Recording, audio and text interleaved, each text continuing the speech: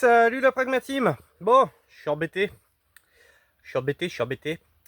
Euh, C'est-à-dire que là, je viens de finir mon désherbage dans ma serre à tomates et de tailler et d'attacher mes tomates. Seulement, bon, on va pas trop se plaindre, hein, les tomates sont plutôt belles. Mais va peut-être me falloir une serre plus grande, parce que je sais pas si tu vois bien.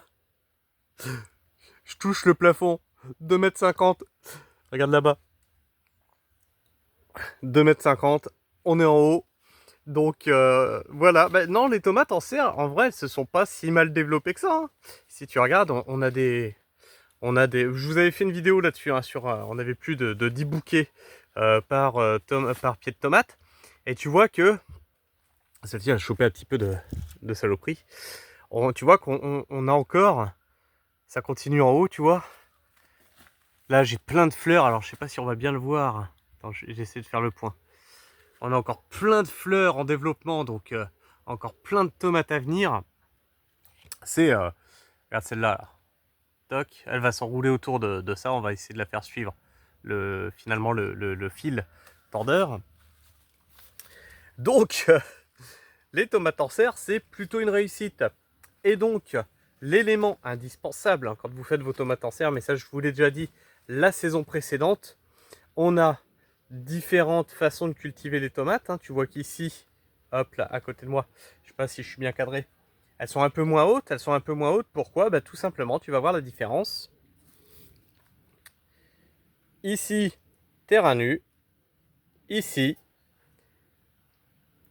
toile de paillage. Film de paillage. Film de paillage avec, théoriquement, j'avais mis un goutte à goutte en dessous. Puis au final, on arrose par-dessus.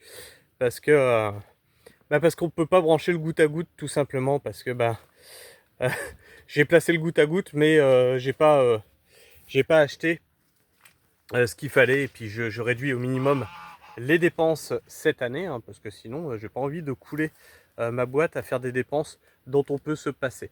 Donc je préfère passer un peu plus de temps sur les arrosages finalement.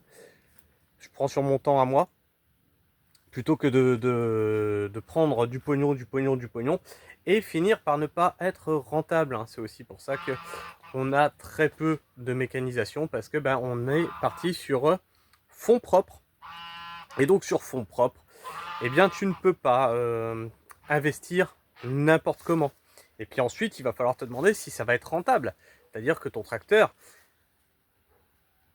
admettons que tu mettes, je sais pas, 50 000 balles dans toute ton exploitation. Ok. Tu mets combien? Même 350 000 balles, tiens. On va parler, tiens, la ferme du Perche. 350 000 balles investies. Tu mets combien de temps à rentabiliser? C'est ça aussi qu'il faut penser. 350 000 balles, au bout de 5 ans, ils ont toujours pas rentabilisé. Nous, on est à 20 000 balles. On commence à rentabiliser. Tu vois, on a commencé à rentabiliser l'année dernière, tu vois, au bout de 2 ans. Alors certes, on en chie. Certes, c'est chiant.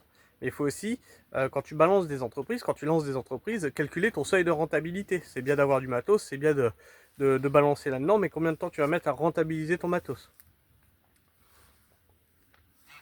Donc voilà pourquoi il y a goutte à goutte de placer, parce qu'on en avait en rab, mais il n'est pas branché parce que j'ai tout simplement pas les tuyaux pour les raccorder.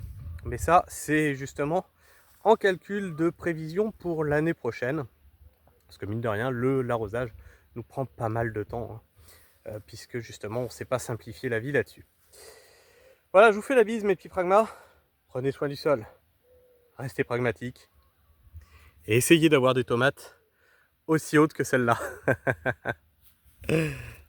Allez, ciao.